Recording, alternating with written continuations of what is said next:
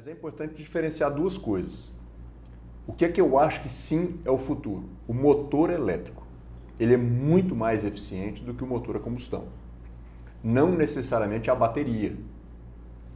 São duas coisas distintas.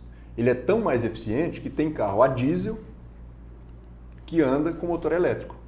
Se você for a São Paulo, você encontra algumas unidades, em algumas empresas tem, veículos que funcionam com um motor bem menor, a diesel, porque você tem dificuldade de acumular energia nos veículos, né, de estocar energia para poder rodar ao longo do dia, então a energia ainda a mais fácil que se tem de estocar é líquida. Então eles usam o motor a diesel não para empurrar o ônibus, só para produzir energia para o motor elétrico empurrar o ônibus, porque ele é muito mais eficiente, ele tem muito pouca perda.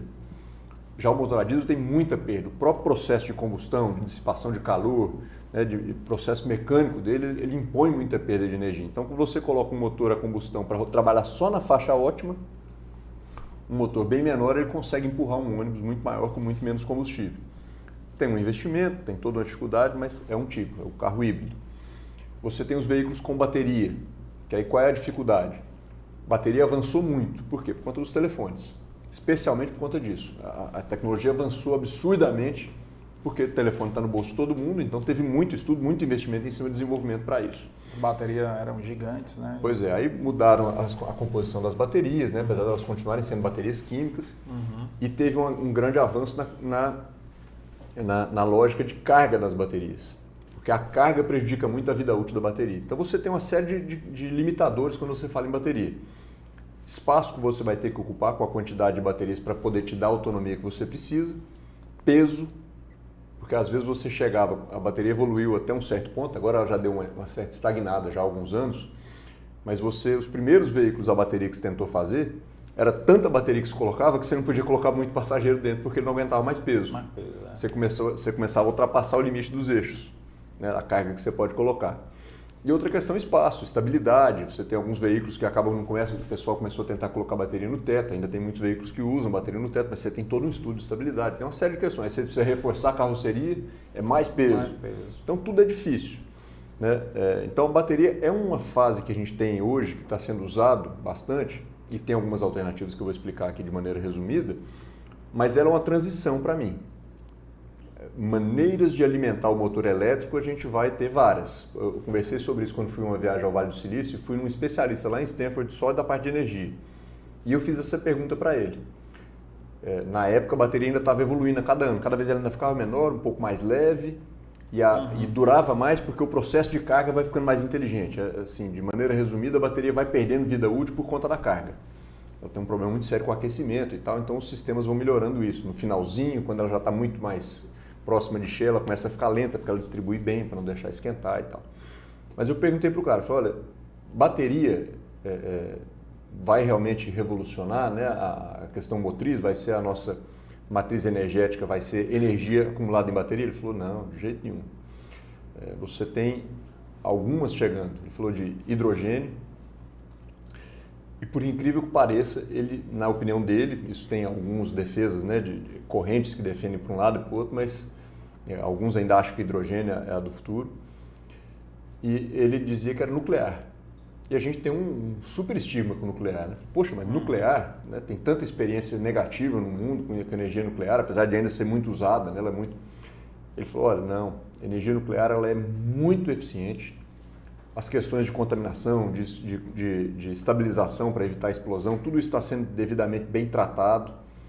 E ele acha que na linha de desenvolvimento que vem, que em alguns anos a gente vai usar a energia nuclear, porque ele diz que com uma quantidade muito pequena de massa para acumular energia, você consegue, tipo assim, colocar um ônibus para rodar por dias.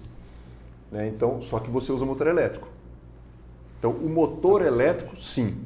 Eu não conheço, acho que não existe nenhuma tecnologia melhor do que o elétrico para ser a força motriz. Agora, a matriz energética não necessariamente será a bateria. Uma alternativa que você está usando para a bateria, porque o que é o problema com bateria? O que dificulta?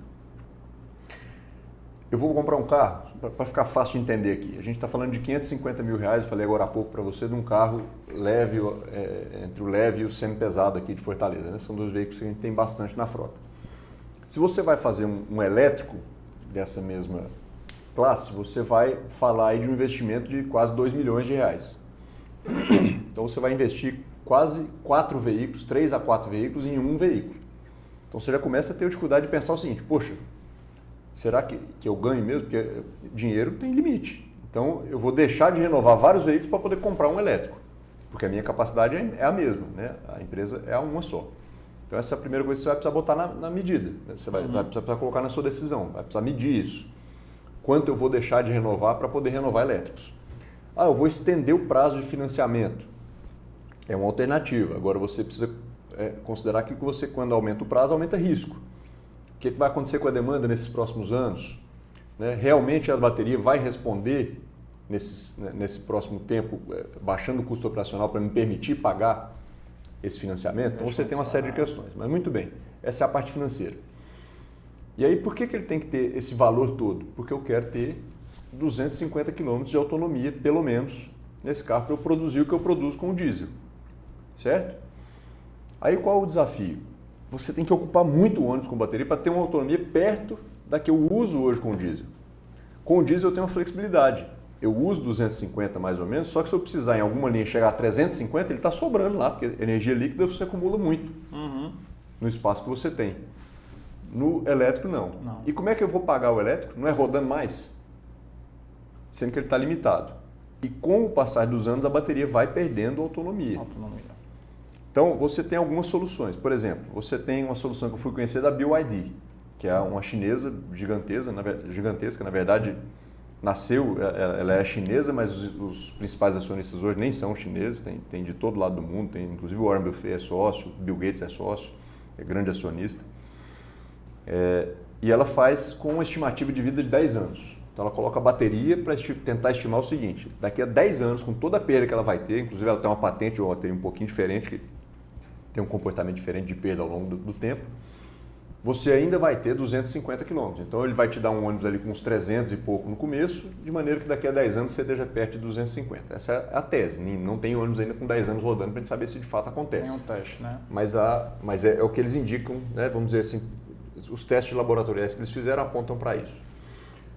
Aí eu fui na Proterra americana, que é a maior americana fabricante de ônibus elétrico, e ela tem outra tese.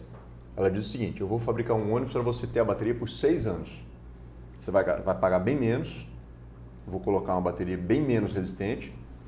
Daqui a 6 anos você vem aqui e troca para poder fazer mais um ciclo com o mesmo ônibus, você vai trocar a bateria.